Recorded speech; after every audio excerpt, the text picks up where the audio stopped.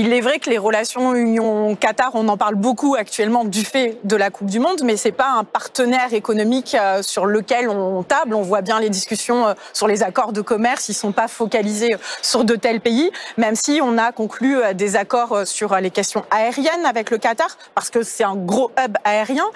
Le président du Conseil européen, Charles Michel, s'est rendu dernièrement au Qatar pour ouvrir une délégation de l'Union européenne dans ce pays, parce qu'effectivement, vous l'avez dit dans votre reportage et dans votre introduction, c'est vraiment les relations du fait du contexte sur la question du gaz, notamment, qu'on souhaite développer pour diversifier nos sources d'approvisionnement. Je partage ce que dit Jean Quatremer. On le voit bien, on a des dépendances critiques à l'égard de certains partenaires et on retombe dans la même logique. Et il ne faut pas être naïf. Le Qatar a une stratégie très claire vis-à-vis justement du soft power à travers le sport. Ça a été dit avec le PSG, c'est très flagrant sur le football, mais c'est pas que sur le football, c'est sur l'automobile, sur les sports équins, etc. Donc il y a une vraie stratégie justement d'avoir une image positive. Quand tous les Qataris posent avec la Tour Eiffel derrière, c'est justement cette question de se faire une belle image sur la scène internationale.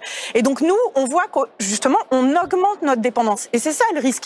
Donc je reviens aussi sur la question, j'entends ce que dit mon collègue Tarabella sur les droits des travailleurs, les évolutions positives. Mais je regardais moi aussi en préparant l'émission, le nombre de morts, c'est 2 fois ma ville. C'est quand même aberrant. Pour conduire... Le nombre de morts sur les chantiers. Ah oui. Près de 6700. Oui, je vis dans une petite ville, mais quand même 2 fois ma ville. Et on voit en plus que maintenant, le Qatar se refuse sur les droits de compensation des victimes.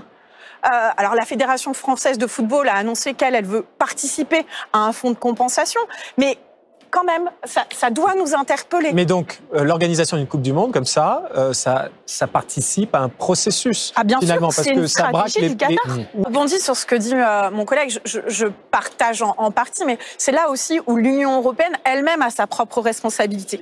On a actuellement les travaux sur le devoir de vigilance. Là aussi, il faudra qu'on ait un texte véritablement ambitieux qui, justement, travaille sur l'entièreté de la chaîne d'approvisionnement de valeur pour permettre d'augmenter les droits des travailleurs. Bien sûr en Europe, mais à l'extérieur de l'Union européenne. Donc c'est vrai que je partage le fait de dire ne soyons pas des moralisateurs, mais faisons aussi nous-mêmes notre travail de législateur. Il y a un an, il y a un accord qui a été conclu, signé aérien avec le Qatar, ce qui permet entre l'Union européenne et le Qatar, ce qui crée un espace, un ciel ouvert entre le Qatar et l'Europe, ce qui fait que Qatar Airways peut se comporter en Europe comme n'importe quelle autre compagnie aérienne. Et à la réciproque pour les Européens d'avoir accès... Voilà, sauf qu'en Europe, il y a 450 millions d'Européens et de consommateurs. Au Qatar, il y en a 3 millions. Et a priori, il n'y a pas énormément de compagnies aériennes que ça intéresse de profiter du hub de Doha. Donc, pourquoi est-ce qu'on signe ça? Pourquoi est-ce qu'on fait ça? Là aussi, je pense que c'est une part un peu de naïveté de l'Union européenne de signer de tels accords. Il y a eu à l'époque aussi, notamment dans les compagnies aériennes européennes et françaises, beaucoup de grèves au moment de cette ratification parce que justement, ils dénonçaient le fait qu'il y allait avoir encore plus de concurrence déloyale pour les travailleurs dans ces différentes compagnies. Donc, c'est vrai qu'on en signe de plus en plus, mais là encore, il faut être très vigilant dans notre approche. Pourquoi on le fait? Mais parce que le Qatar représente aussi un hub essentiel pour avoir accès à l'Asie.